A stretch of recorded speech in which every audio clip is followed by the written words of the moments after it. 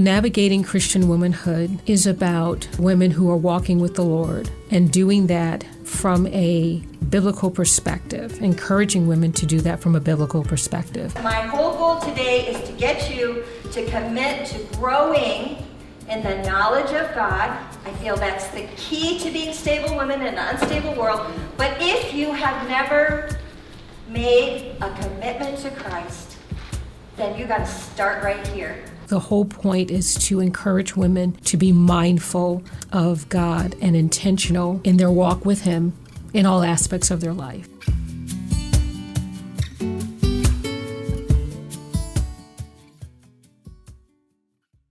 The Bible tells us in Exodus 20, verse 12, to honor your father and your mother, that your days may be long in the land that the Lord is giving you. So as our parents age, how do we honor them? We honor them by caring for them. And we do know that caring for them in this stage of life can be very daunting. Well, today my guest is Dr. David Heisig, and he's the medical director of PACECNY, a community-based program for the elderly where he supervises a team of dedicated primary care practitioners who provide medical care to more than 500 PACECNY program participants each year. Welcome, Dr. Heisig. Thank you for having me. Now, Dr. Heisig, I must say that this is a very special episode of Navigating Christian Womanhood because you are the first man to be interviewed on Navigating Christian Womanhood. So thank you for being with us. My pleasure, and it's an honor.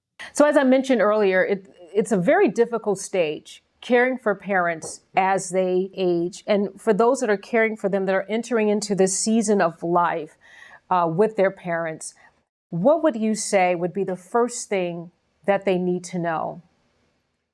Well, I think the critical thing throughout the entire process is communication. In real estate, they always say location, location, location. In elder care, it should always be communication, communication, communication. That's really critical. We all age differently. Our family circumstances and life circumstances are very different. And we can't predict exactly what's going to happen. Some of us have parents who die young and suddenly, and we aren't faced with this process. Some of us have parents who live to be quite old, but are phenomenally functional and independent. And some of us are faced with a parent or parents who do need increasing support as time goes on. And I think it's very important for families to talk, to communicate, to reassess consistently what's going on in the aging process and to reach out for care as needed. Now, we do know that there are some very obvious signs of aging, but sometimes some of these signs aren't as obvious. What are some things that aren't as obvious that we should look for in our aging parents? Right. Excellent question.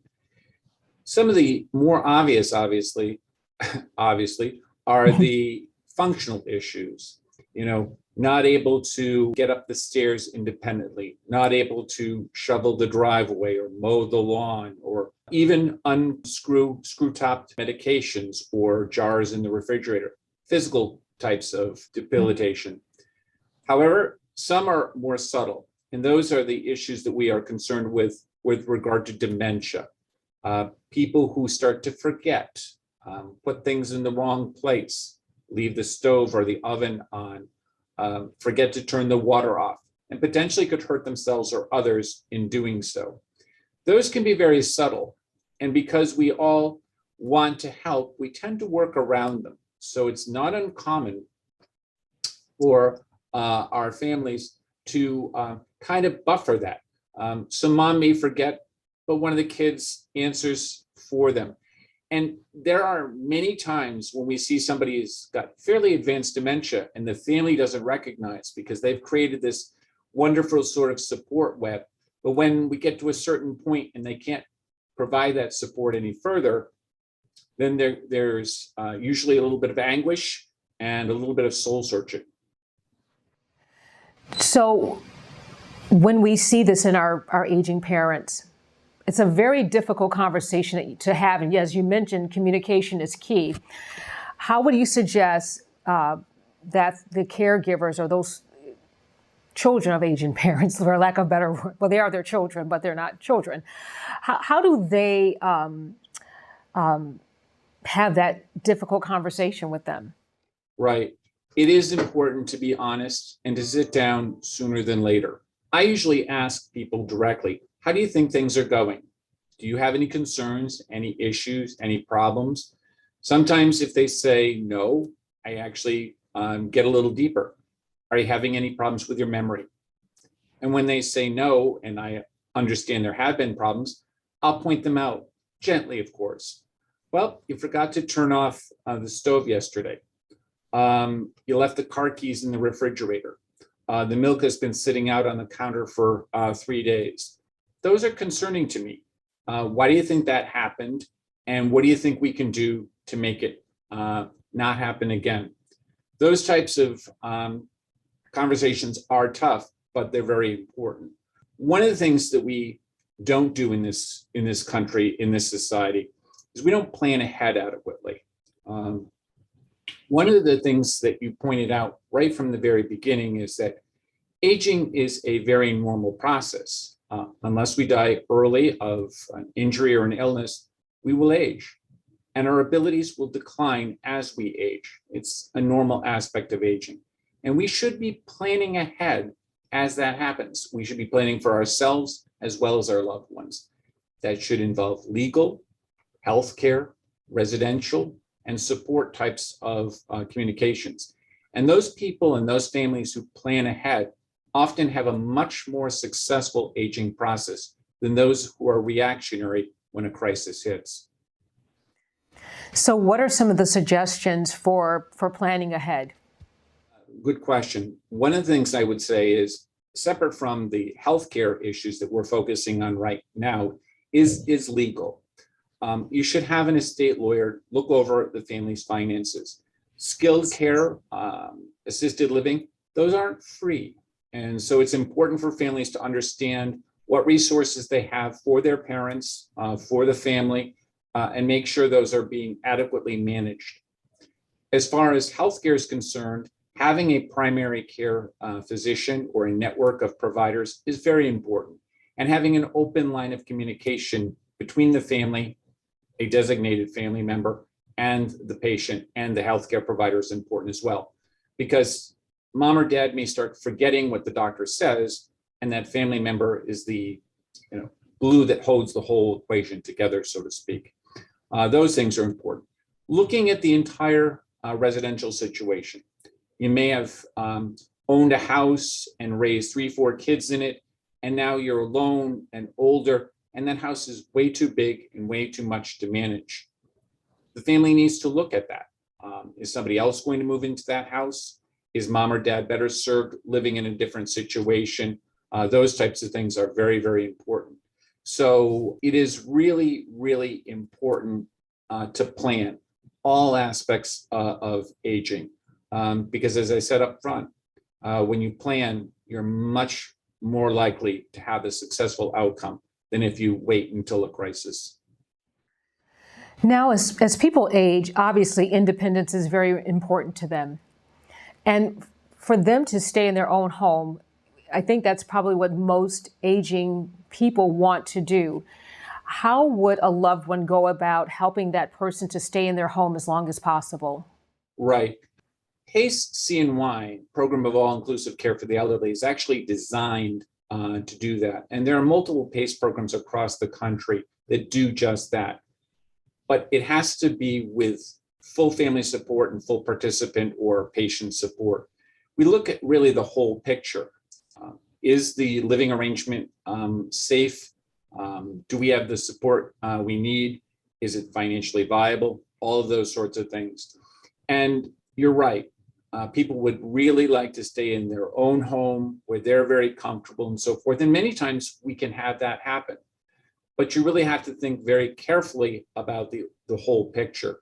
Sometimes people are overwhelmed by living in their own home, and moving into, say, a senior housing apartment suddenly creates less anxiety. There's somebody mowing the lawn and shoveling the snow and taking care of any type of mechanical breakdowns, and you don't have to worry about that. So again, it comes back to communication. What does the patient want? What does your parent want? What does the family want? Talking together and coming up with a solution that solves or that works for everybody, basically. Now, what if your loved one it's no longer safe for them to be in their home? And so you recognize that they need to be in a care facility, but they fight against that. Where does that loved one's, choice to stay, where does that end, and the caregiver's choice to have to put them someplace safe, where does that begin? How do they navigate that? Right. That is a very challenging question, and many people face that. And as we age as a population, many more will face that. One of the things you can do is reach out to expert organizations. In our community, we have the Loretto Health and Geriatrics group, and they have a lot of resources for helping people navigate those types of questions. Can you stay at home with the support of a PACE organization? Should you go into senior housing? Should you go into a shared aid building where you have a room and aides that assist? Do you actually need skilled nursing care? In our country, obviously, we are very protective of individual rights. And if someone has mental capacity and wants to do something, then it's pretty much their choice to do that. We may discuss with them, their options and so forth. But if they reject our options and they have the means to live as they wish to live, so be it. We may not agree with that, but that can be their choice. So the families are really important in getting involved and making sure mom and dad are comfortable where they are. And it really has to come down to what mom and dad are comfortable with. The children have to, honor their mother and their father. They really have to, see to their wishes as long as they're reasonable. If somebody becomes actively unsafe, then there are mechanisms to deal with that. You have municipal laws, you have the government can step in, healthcare workers can step in. We can say that you no longer have the capacity to make safe decisions, and you could be placed in a facility where you could get the care that you absolutely need. And there are very defined legal and healthcare regulations that cover those sorts of things. But again, harking back to what I said before, it really comes down to communication and planning. If you have a plan for potential eventualities and you've communicated it amongst your family members, then there's more of a comfort level in dealing with what eventualities may occur. I recall a woman who once told me one day that she was very proud of the fact that she had just picked out her healthcare proxies. Her daughter was her first healthcare proxy and her son was her second healthcare proxy. And I commended her. I said, that's excellent. Have you talked to them about your wishes? And she looked at me stunned. She hadn't. So I pointed out to her that should she not be able to communicate to others and her son or her daughter would be honoring her wishes, they would need to know what those wishes were. And she scrambled off to make those phone calls. It really is important to talk and to plan. So when that loved one gets to the point where there's no choice, that they're going to have to be to probably be in a care facility, how do people deal with the guilt of that? Well, again, that is a wonderful question, and we see it all the time. You have to remember that first and foremost, you have to take care of your loved one. It may not be what you want. It may not be what you think they would want, but first and foremost, it's what they really need. And you have to go through that process very carefully. And there are multiple people who can help you with it. Loretto has counselors, Loretto has various support services. You can work with them. You can talk to your healthcare provider. You can talk to their healthcare provider. There are counselors. There are a lot of people in society today that can help you work through this process. But I think the fundamental essence of it is it's your obligation to do what is best for them. It may not be the happiest outcome, but it's what's best for them. It's the reverse of raising a child. A child may throw a temper tantrum because you told them they couldn't do something you knew was unsafe or unwise or was dangerous. Okay. Likewise, as a parent ages and their mental faculties decline, they may become more childlike. And you may have to intervene and say, no, that's not going to work. We can't do it that way. And they may be angry, they may throw a fit, it may be unpleasant, but it's similar to raising that child. First and foremost, do what's safe and best for them. Now, Dr. Heisig, where can people learn more about PACECNY? Well, you can call our number, which is 1-315-452-5800. PACE, PACECNY, is also available through the internet. And once you make a connection, we can reach out to you with educational materials and brochures. We are a business unit or a branch of the Loretto Health and Geriatrics family. And Loretto can direct you towards us as well. Well, again, my guest is Dr. David Heisig. He's the director of PACECNY.